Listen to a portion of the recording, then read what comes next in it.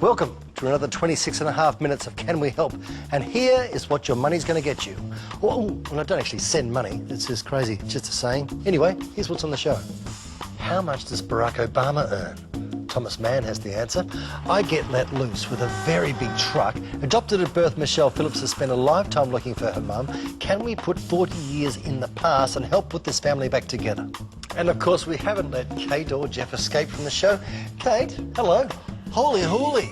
That's a bright one. It is a little, isn't it? Yeah. Those sleeves, they're very puffy. They are. Can they inflate? No, they're as big as they get, Pete. Kate? Yes, Pete. Word-wise. Well, when words change, they often leave behind little relics. You know, either an older meaning might glimmer through centuries later, or they leave a little bit of themselves in another word. So we'll see an example of that. Gee, you're interesting. I love that. Jeff? A cry for help. It's all about a book. Uncle Tom's Cabin. You know, when you leaf through a book that you buy a second-hand shop or whatnot, you might often see an inscription, particularly in an old book. Yep. Kelly saw that inscription, and it was a story she wanted to pursue.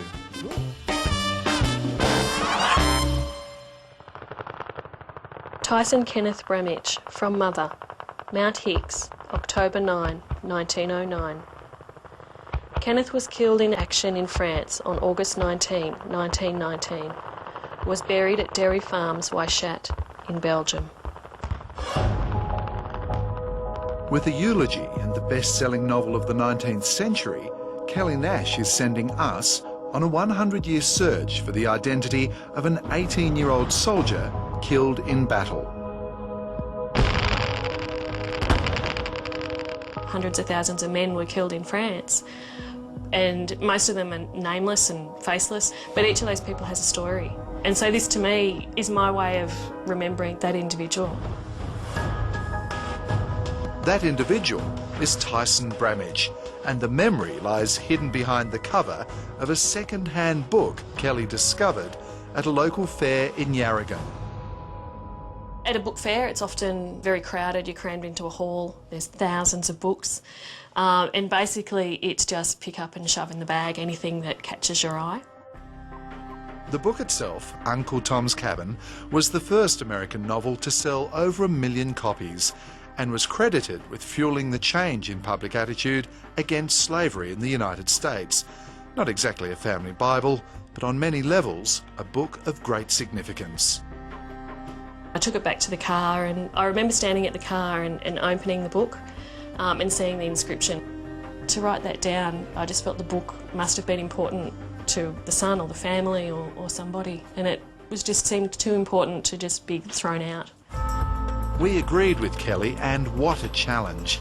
With only the clues inside the 100-year-old book, our researchers set out to unearth records from the vaults of the National Archives.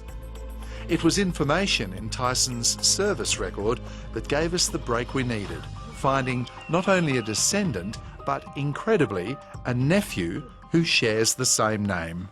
When I heard about the book, I was a little bit shocked.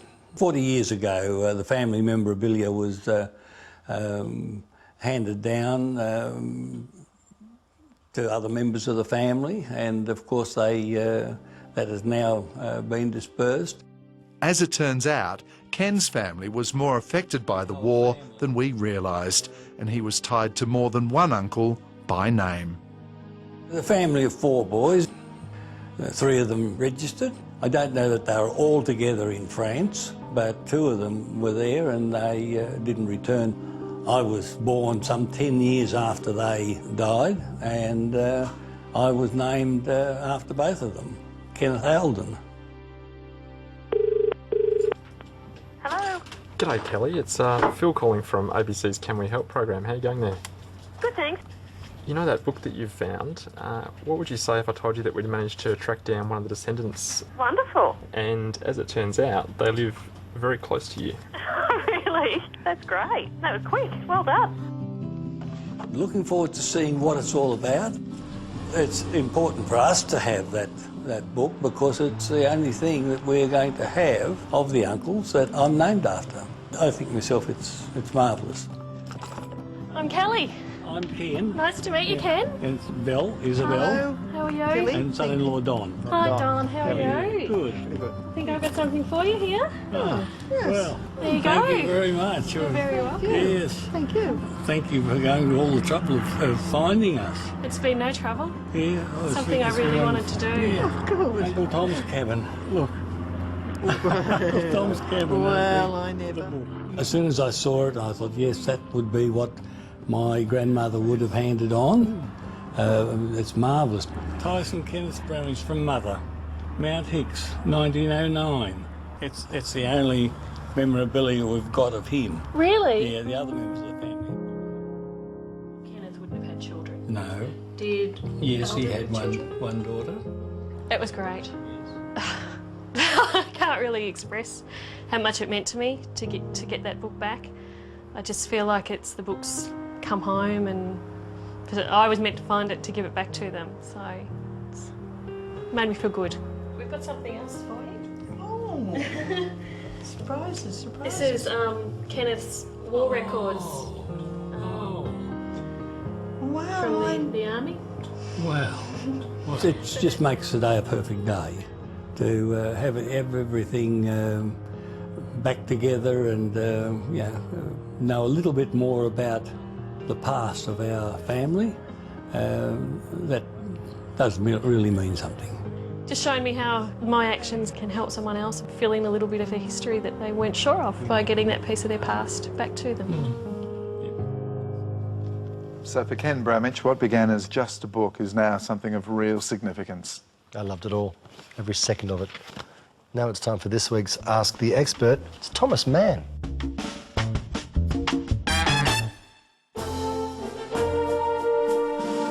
Nathan from Lane Cove is curious as to how much the US president earns in a year. The current president earns $400,000 a year. The first president, George Washington, earned $25,000, but in today's dollars, that would be about $550,000. So there's been no real salary increase for the U.S. president since the founding of the Republic. You know, the salary isn't really important. The president, lives in the White House and has a staff. Virtually all of the cost of the presidency are appropriated through other accounts, and therefore the salary itself isn't that important. Many thanks to Thomas. If you'd like us to ask an expert something on your behalf, here's what you do. Write to Can We Help ABC TV, GPO Box 9994 in your capital city, or email canwehelp@your.abc.net.au. Now, I've always been fascinated by those massive mining trucks. Are they easy to drive? Well, I went to investigate. I've been driving for a fair while. Fancy myself too. But this week's story has got me a little jittery, a little sweaty palmed, having flashbacks to my licence test because Len Thompson has written in asking me how he gets a licence to drive. What are these? Look at it, Len, it's massive! Weighing in at up to 400 tonnes, these three-storey high dump trucks are the heavyweights of the mining industry and can cost $4.5 million each. You just can't pop down to your local licensing centre to be able to drive one of these babies, oh no! So I've come to a specialist training centre where Justine McKinley is going to put my operating skills to the test. So Justine, when do I get the keys to the big rig, the big unit? First, you've got to learn to operate one of these. A sea container. Great. Always wanted to drive one. Good. A little clunky, but sure. Ow! Careful of that. Inside, this was no ordinary sea container, but a high-tech, state-of-the-art driving simulator. Oh, it's spongy. I like that. Oh, wish all seats were like that. That's good. Put your seatbelt on. Once I was strapped in, it was time to get to know my vehicle. And apart from being a tad bigger than a family sedan, there were a few things I was familiar with. Wheel. This is the wheel. Woo! This is your gear stick. On your Stick. right-hand side. This one here? That's It's correct. automatic. It is automatic. But then came the tricks, like the braking system. There's 4 braking systems in your truck. Your park brake. A tiny little switch for a massive truck. That's right. Retarder. What does that retard? It retards the truck. Emergency brake, and that's your foot brake, your service brake. So you ready to start up? Training courses run for 5 days, integrating theoretical, practical and simulator components. Trainees spend 8 to 10 hours in the driving simulator where they're put through numerous scenarios that they encounter out in the pits. Careful! Hey, Barry! Okay. 5, Barry, Now there's 5. a rock in the middle of the road. There's what? There's a rock in the middle Yes, of the I road. can You see it need now. to use your retarder to slow down. Different mine sites can be programmed into the computer, and specific advice is given through messages that appear on the screen. There's even an aerial view to help you get used to the sheer size of the trucks. Ah, great! Weather conditions can be changed at the flick of a switch. Not doing too bad for a first time. And for a beginner like me, if you do happen to get it all wrong, this is what happens. Hang on, just hang on, take it anymore!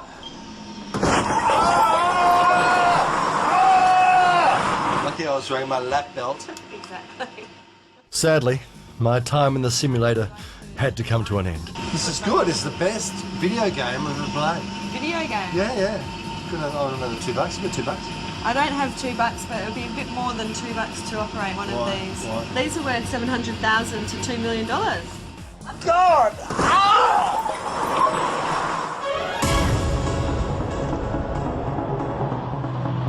So now it's out of the simulator and into the real thing. Safety first. Gets a bit lost on there, doesn't it, Justine? It certainly does. This is a small one in comparison to the ones on mine sites. Oh, really? Give me a small thing to drive, that's okay. I am to start. Difference between this and the simulator? Not much? Can I crash it? No, you can't crash it. Nothing much survives on a large truck when it crashes. So the jokey fluffy dice out of the question? Definitely not. Wasn't my idea anyway. Question. I'll give you a race. Time to put my newfound skills to the test. Where's the handle? Oh, here it is. Here. Yep. One more day to start up.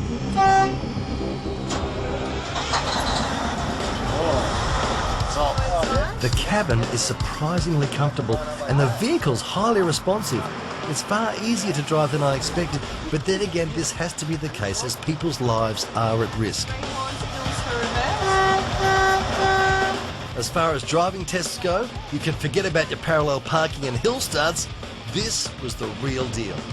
It's not just about driving the truck. You have to carry out the same duties performed on a real mine site. Then once that's all done, you have to be able to park this baby. Now to find out how I went. Neutral. Justine, felt good. Yes, you did It well. was automatic. I felt a little easier than I thought it would feel, and I felt like a man. I have no tattoos. I still felt lonely. So license-wise, am I close? Or... You passed your test, Pete. Real! I'll be off to the Very pub good. to tell my mates that I'm a mining truck driver. That's correct. Fully qualified.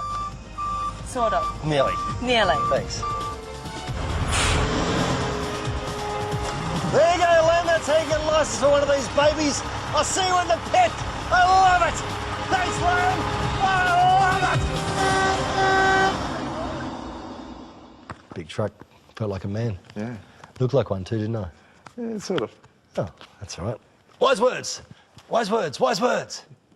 Here we go. Yeah, I'm ready. Indell Smith from Oxley in Queensland has written in asking, why is a spider's home a spider's web when being used, but a cobweb when it's not?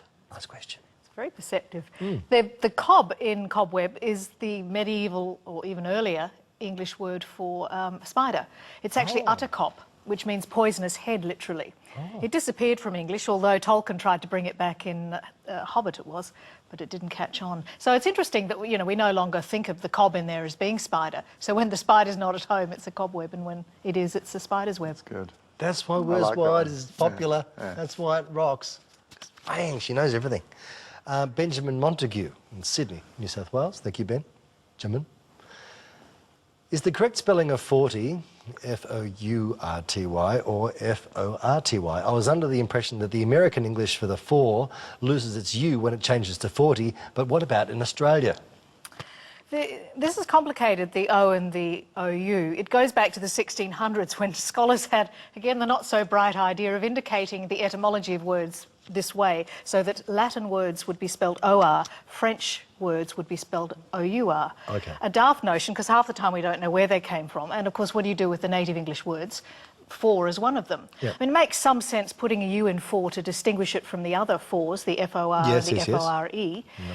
But then, of course, all this was cleaned up in the 1700s, and people wrongly think it was the Americans that got rid of the U's in all of these words. Author, doctor, It was the Brits started it in the 1700s. Samuel Johnson in his dictionary dropped a lot of U's. He just wasn't consistent. He dropped the U in 40. So that said, what is it in Australia? Well, we've dropped the U in 40, and so you've got this anomaly now that, 14 and 4 has the U. But it wasn't the Americans, it was, Samuel Johnson. Dirty Samuel Johnson. His dictionary of 1755. We have a question from a 10-year-old. I enjoy the youth, I do. It's Madeline Meehan from East Kew in Victoria, who is asking, could you please tell me why chicken pox are called chicken pox? Good question. Apparently she got chicken pox 2 weeks after she wrote in. Speak of the devil. Sorry. The pox bit is easy, that's just the plural, even though it doesn't look like it, the plural of pock, which was the pustule. The chicken bit is the mystery. Yeah. And I hope Madeline's not been surfing the net, because there are some really shoddy etymologies out there. One is that, your skin looks like it's been pecked with chickens. That's a nonsense. A very popular theory links it with chickpeas. Right. As if these pustules look anything like chickpeas. And in I'm never having another chickpea in my life. No, I know, it really puts you off your chickpeas. But in the 1600s was when we got the term chicken pox, and at that stage it was known as a chitch-pea anyway, so, and as far as I know, it was never a chitch pox. You'll also see it linked with the Old English word for itch, which would have been pronounced nothing like chicken. I think, and again, it's Samuel Johnson. He got it right. At least this is the most plausible history, and that is that, it was first described as a mild form, less dangerous form of pox, and it happened to be that was the time when chicken was used for a timorous or less dangerous thing or person. Right. So it's as simple as that. At least that's the most plausible theory. Could we get that little girl to write in again and ask what timorous means? Sure. And has it got a U? Madeline, timorous, thank you very much. Now it's offered to Jeff again for this week's Lost and Found. Usually when we pursue something with Lost and Found, a reunion, one party is completely unaware that the search is on. In this case, both mother and daughter have independently been looking for one another.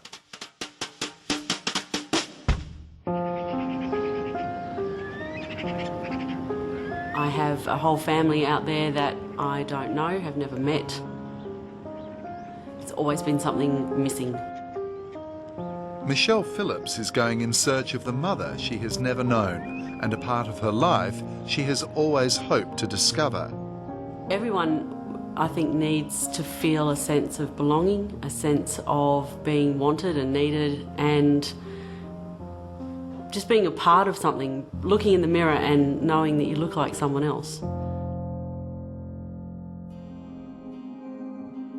Michelle's mum was just 18 when she gave up her daughter to Dorothy and Neil Bell. The couple, already having raised a handful of boys, was eager to bring a daughter into the family. I was adopted into the family of 3 boys. They are 18, 21 and 23 years older than me, so therefore they'd all left home before I arrived. For all of my life it was just mum, dad and me. Growing up, Michelle had all her basic needs met, but never felt a strong parental bond with the Bells. Unfortunately, I did lack the connection with my adopted mum. I loved her, not necessarily a case of I had to, but it was more of what she had done for me than the love that you have for your parents.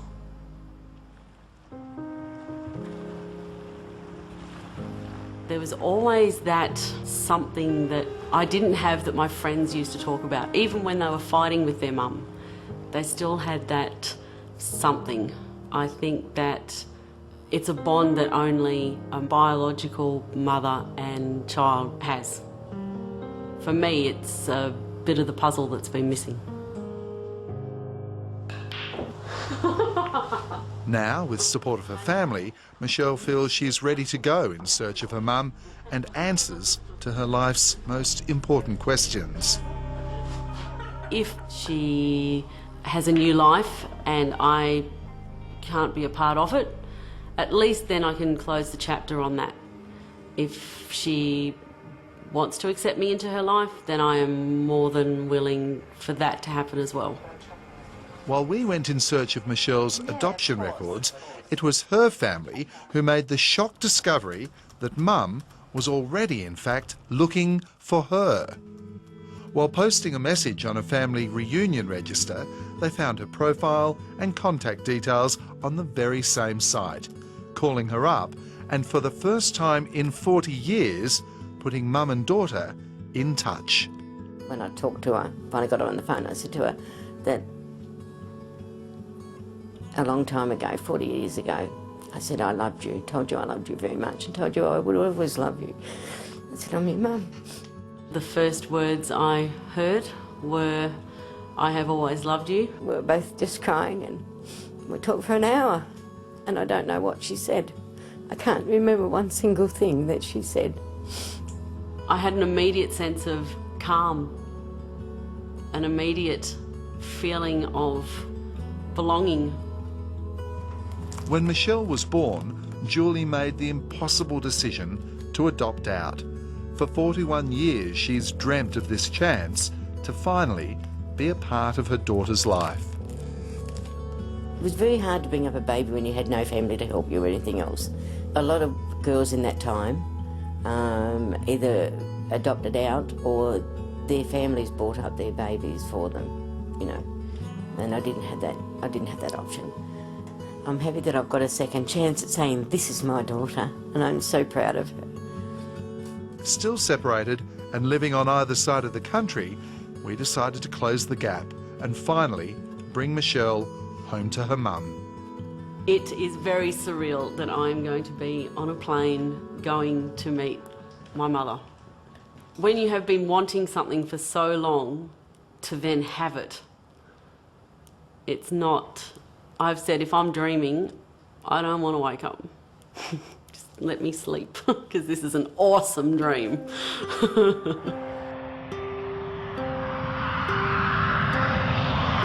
It's just so much excitement. It's finally here.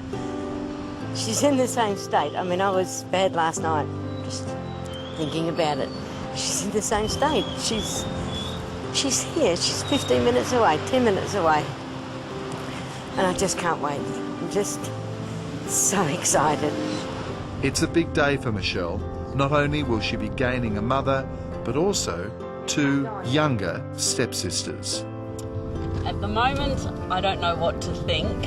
Feeling, I think, every single emotion possible. I'm excited and nervous and scared and happy and just everything. My stomach's just, they've gone from butterflies to elephants. Here they are.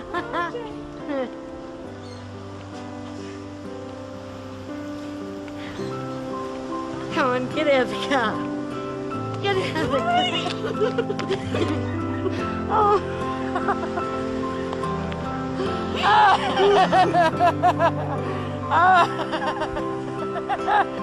Oh, look at you.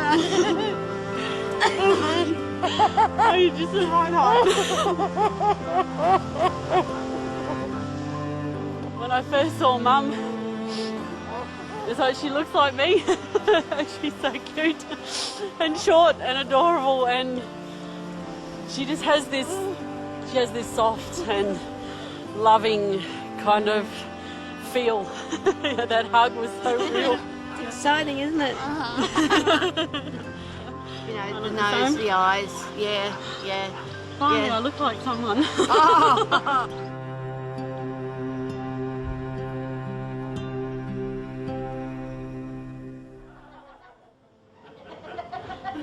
It's still all very surreal for me to be in Melbourne, sitting across the table, holding Mum's hand, as many mummy cuddles as I want, and feeling a part of something. There's been times in my life where I've been happy, but this is a fulfilled happy. Because your mum loves you. That's it, no matter what. I love you too, darling. Couldn't have wished for a better outcome. It feels like there's been something there for 40 odd years. It's not just now, it's not just this minute. It's been there for a long time. That is so beautiful. I never had the cuddles, I never had the love, I never had the touchy-feely, I never had any of that. and that's what was missing. Now I've met a lady who just gives it unconditionally all the time. It's better than winning lotto. To be part of a family that loves you for you, there's nothing better. Michelle and Julie really hit it off fantastically, and Michelle's going to move from WA to Victoria to be closer to her. Terrific. Very good, Jeff. Excellent, Kate. Thank you so much. We can go no further. Our time is up. We have no more time left, please. Go home. Oh, you are home. Well, I'll go home. We'll see you next week.